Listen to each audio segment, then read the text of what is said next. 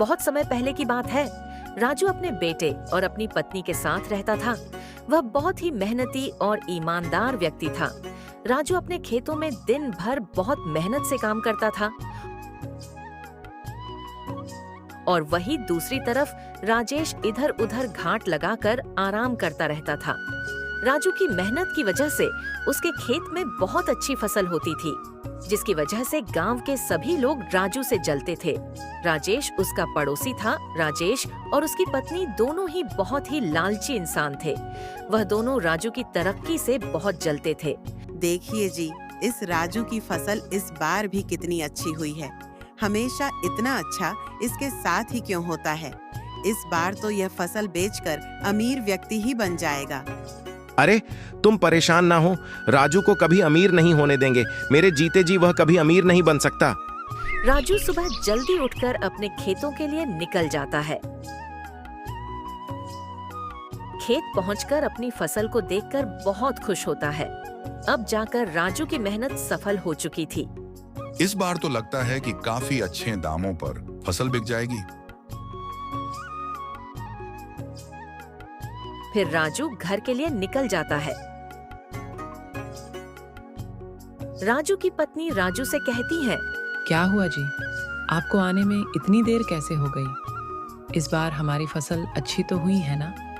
हाँ, इस बार फसल काफी अच्छी हुई है और कल फसल काटने की तैयारी भी कर रहा हूँ। इस बार तो लगता है कि काफी अच्छा मुनाफा होगा।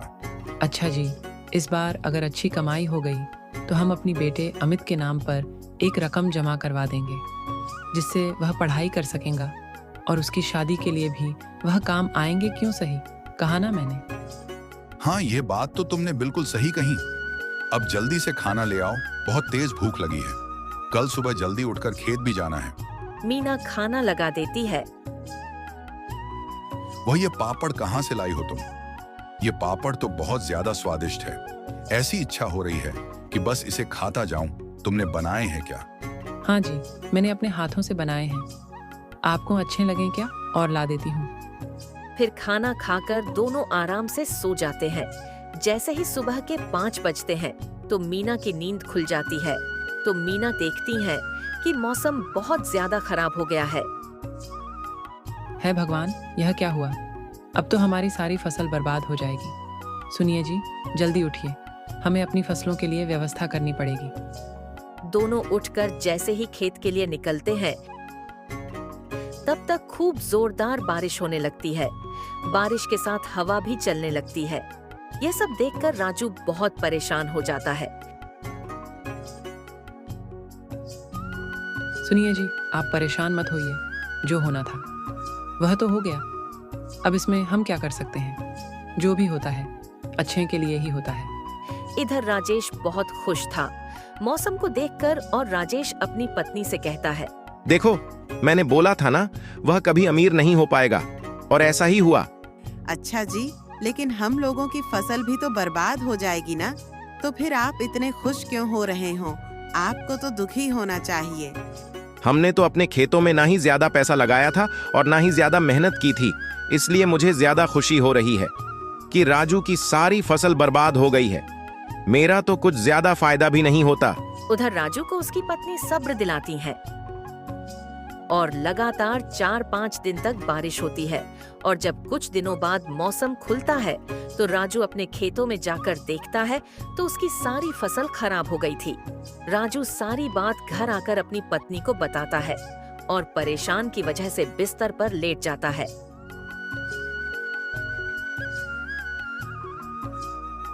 सुनिए जी, आप परेशान मत हो। जो होना था वह तो हो गया। अब इसमें हम क्या कर सकते हैं? जो भी होता है अच्छे के लिए ही होता है। आप परेशान मत हो। मेरे पास एक उपाय है जिसकी वजह से हम अपना घर चला सकते हैं और हमें खेती पर भी निर्भर नहीं रहना पड़ेगा। कौन सा विचार है तुम्हारे पास में? कुछ समझा नहीं, क्या कहना चाह रही हो?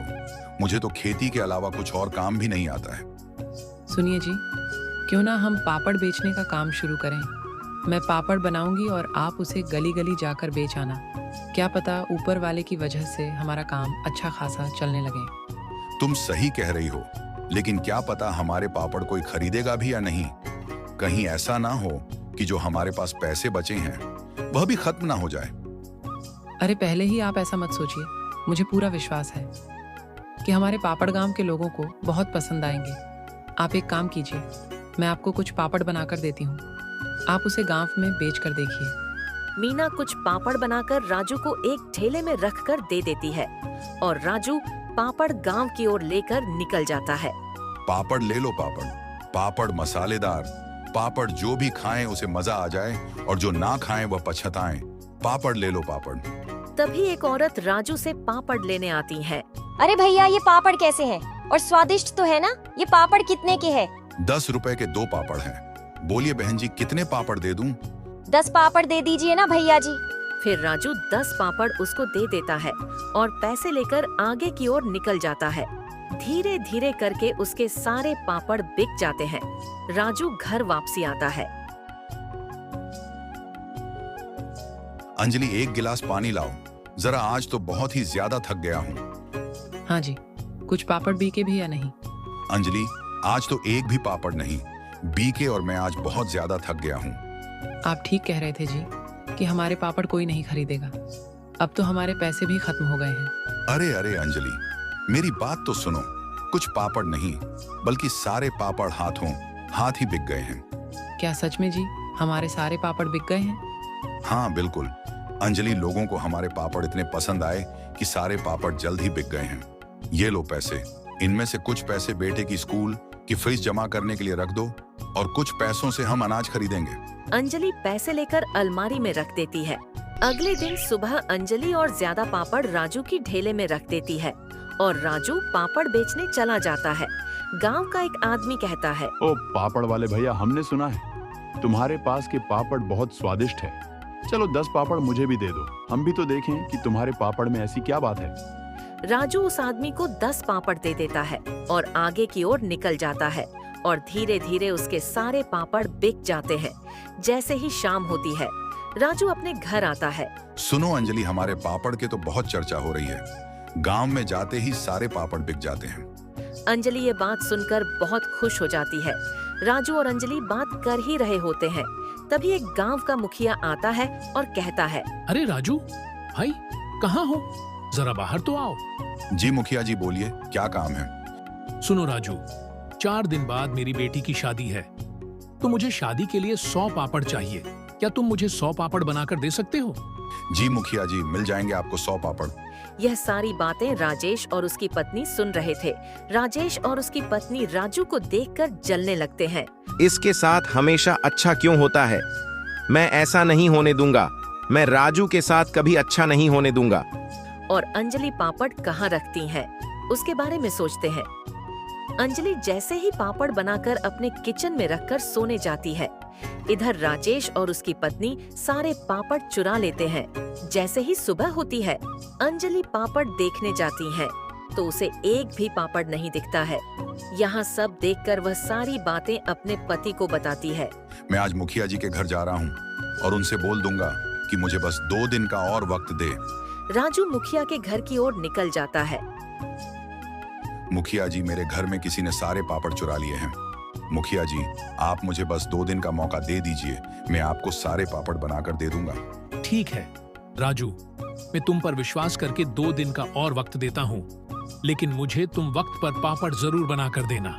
फिर जब राजू जैसे ही मुखिया के घर से आता है तो राजू देखता है कि राजेश का लड़का पापड़ खा रहा होता है और उसके हाथ में भी 2 पापड़ है। राजेश के बच्चे तो पापड़ नहीं खाते हैं और ना ही राजेश ने मुझसे पापड़ कभी खरीदे हैं, तो राजेश के बच्चे कौन से पापड़ खा रहे हैं? यह देखकर राजू कहता है, अरे बेटा, तुम यह पापड़ कहाँ से लाए हो? अरे काका जी, ये पापड़ तो मेरे पापा लेकर आए हैं। मेरे घर के अंदर तो और भी ज्यादा पापड़ है। बच्चे की बातें सुनकर राजू समझ जाता है कि यह काम राजेश का ही है। फिर राजू यह सारी बातें अपनी पत्नी को बताता है। आपको मुखिया जी के घर जाना चाहिए और उन्हें सारी बात बता देनी चाहिए। हमारी मुखिया जी ही मदद कर सकते हैं। फिर राजू मुखिया के घर जाता है और सारी बातें मुखिया को बता देता है। फिर मुखिया अपने नौकर के साथ आता है और राजेश के घर में छानबीन करता है। जैसे ही मुखिया का नौकर और मुखिया राजेश के घर में जाते हैं, वह पापड़ मिल जाते हैं। अरे यह क्या किया तुमने? क्यों चुराए हैं पापड़? मुझे माफ कर दीजिए, मेरे अंदर ईर्ष्या आ गई थी, इसलिए मैंने ऐसा किया मुखिया जी। मैं आज के बाद ऐसी हरकत कभी नहीं करूंगा। मुझे आप आखिरी बार माफ कर दीजिए। नहीं, यहाँ माफ करने लायक काम नहीं है। मारो इसे सब मिलकर। फिर सब उसे मिलकर मारते हैं और फिर कुछ दिनों बाद राजू अपने पापड़ की बहुत बड़ी दुकान खोल लेता है और अपना जीवन हंसी खुशी जीता है।